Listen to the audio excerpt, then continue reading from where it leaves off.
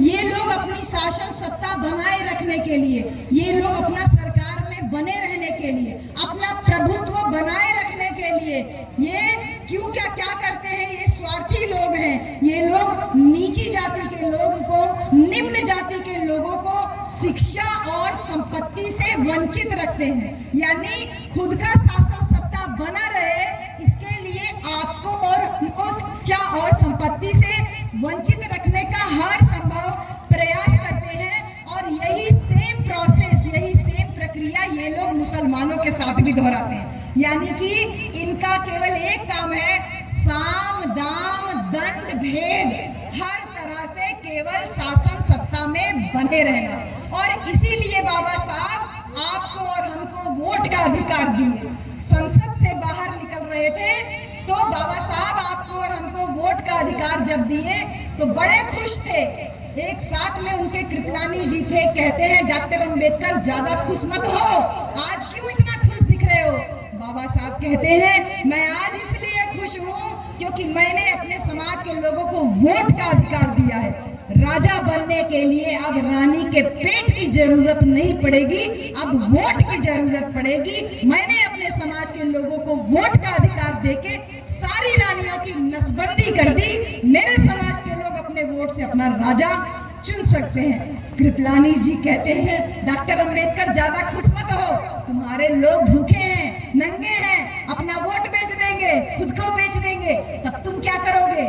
बाबा साहब कहते हैं सही कह रहे हो, मेरे समाज के लोग गरीब हैं, भूखे हैं, आज भले वो अपना वोट बेच देंगे, लेकिन मैं इस बात का दावा करता हूँ कि जिस दिन मेरे समाज के लोग अपने वोट की ताकत को समझ गए, अपने वोट की ताकत का एहसास कर लिया, उस दिन तुमसे ज्यादा गरीब कोई नहीं होगा। और जब इस बात को बाबा साहब कहते हैं कि वो लोग, मेरे समाज के लोग अपने वोट की ताकत का एहसास कर लिए, तो तुमसे ज्यादा गरीब कोई नहीं होगा। इस एहसास को कौन एहसास करा पाया हमारे बीच में? आपको आपके वोट की कीमत का एहसास कौन करा पाया बाबा साहब के जाने के बाद? पूरी जिंदगी संघर्ष किए बाबा साहब, पूरा अपना जिंदगी में भी संघर्ष किए, नौकरी में भी संघर्ष किए, संविधान बनाने के समय भी संघर्ष किए, जब आपको और हमको भगवान बुद्ध की शरण में लेके गए तब भी संघर्ष किए। और संघर्ष करते करते आखिरी में तुमको चेतावनी भी दे करके गए कि तुम अपने वोट को कभी किसी कीमत पे बेचना नहीं। तुम्हारे वोट की कीमत प्रधानमंत्री के वोट के बराबर होगी। 1 वोट 1 वैल्यू।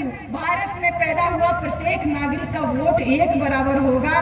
बाबा साहब तो चले गए, हमारे लोग वोट बेचने लगे, वोट बिकने लगा, क्योंकि हमारे वोट की कदर ही नहीं थी, हमें अपने वोट की कीमत का एहसास ही नहीं था। ऐसे में एक सूरज फिर जन्म लेता है।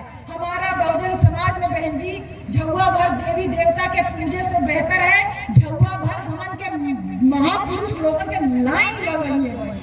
रोज देखा तो रोज कोई न कोई महापुरुष का जयंती पड़ता ही पड़ता है। झुआ भर हमन के महापुरुष हैं, रोज जयंती बनाइए। अगर आप इनको जानने लगे तो आपको किसी देवी देवता का जरूरत ही नहीं पड़ेगा। हमारे समाज में बारंबार महापुरुषों ने जन्म लिया, और ऐसा ही एक महापुरुष जन्म ले चुका था जब बाबा साहब को मजबूर करके, जब 2 वोट का अधिकार बाबा साहब हमको देना चाहते थे। बहन जी, मैं शॉर्ट में ये भी आप लोगों को बता दूं, क्योंकि टाइम वैसे भी कम है, मुझे दूसरी जगह कार्यक्रम में जाना है, लेकिन मैं जब भी कहीं जाती हूँ तो मेरा फोकस रहता है कि जो बातें मुझे आप तक पहुँचानी है वो जरूर पहुँचनी चाहिए। बहन जी, बाबा साहब हमको 2 वोट का अधिकार देना चाहते थे। 2 वोट का मतलब हुआ कि जो हमारे समाज के लोग हैं, पिछड़े समाज के, अनुसूचित जाति के लोग हैं, हम लोगों का जो जब चुनाव हो तो हमारा नेता हमारी बिरादरी का जब खड़ा हो तो वो केवल हमारे समाज के वोट से चुना जाए। भैया कितना बड़ा अधिकार था ना, हमारा नेता केवल हमारे समाज के वोट से चुना जाए। 1 वोट हो गया, 1 वोट हो गया, हमारा नेता हमारे वोट से चुना जाए। मैं बहुत सरल भाषा में बता रही हूँ। दूसरा वोट था कि जो ऊंची जाति का नेता चुनाव में खड़ा होता है या दूसरी बिरादरी के लोग चुनाव में खड़े होते हैं, हम लोग उन पे भी वोट करेंगे। कितना बड़ा अधिकार था। एक तो हम अपना नेता अपने वोट से चुनेंगे, दूसरा जो ऊंची जाति के लोग चुनाव में खड़े होंगे तो हम लोग उन पे भी वोट करेंगे। इसका मतलब अपना नेता चुनने के लिए हमको उनके वोट की जरूरत नहीं थी, लेकिन उनको अपना नेता चुनने के लिए भैया हमारे वोट की जरूरत थी ना, तो मजबूत कौन थे? हम ही मजबूत हुए ना, क्योंकि हम उनका भी नेता चुनवा रहे हैं और हम अपना भी नेता चुन रहे हैं। और वो लोग कमजोर इसलिए थे क्योंकि वो केवल अपना नेता चुन सकते थे, हमारे नेता चुनने में उनका वोट नहीं पड़ता। ये एक बहुत मजबूत अधिकार था जो बाबा साहब हमको देना चाहते थे, लेकिन मजबूरी में आकर के गांधी एंड कंपनी ने बाबा साहब को मजबूर किया। 2 वोटों का अधिकार हमसे छीन लिया गया और बदले में हमको 1 वोट का अधिकार मिला। और इसके साथ ही साथ जिसको आरक्षण बोला जाता है, वो आरक्षण नहीं बल्कि प्रतिनिधित्व था। उन्होंने ये व्यवस्था की कि जगह जगह हम आपके लिए सीटें आरक्षित कर देंगे जो आप आज रिजर्व सीट पे चुनाव लड़ पाते हो। एक बड़ा बात है, एक बड़ा आंदोलन है। साहब कांशीराम का जब जन्म होता है तो साहब कांशीराम आपको और हमको वही 2 वोट के अधिकार के बारे में बताते हैं। गांव-गांव घूमते हैं, साइकिल घूमते हैं, पैदल घूमते हैं, अपनी सरकारी नौकरी से इस्तीफा दे देते हैं। बहन जी, बाबा साहब की मिशन को पूरा करने के लिए बेचैन हो जाते हैं, बाबा साहब को पढ़ते हैं, नौकरी से इस्तीफा देते हैं। क्यों? कहते हैं अरे बाप रे बाप, कितनी बड़ी गलती मुझसे हो गई। मुझे लगा कि मुझे अधिकार मिला शिक्षा का, नौकरी करने के लिए, लेकिन बाबा साहब तो कह रहे हैं कि नौकरी करने के लिए शिक्षा नहीं होती है। शिक्षा का मतलब अपने समाज के लोगों को जागरूक करना, शिक्षा का मतलब अपने समाज के लोगों को उनके हक अधिकार के प्रति जागरूक करना।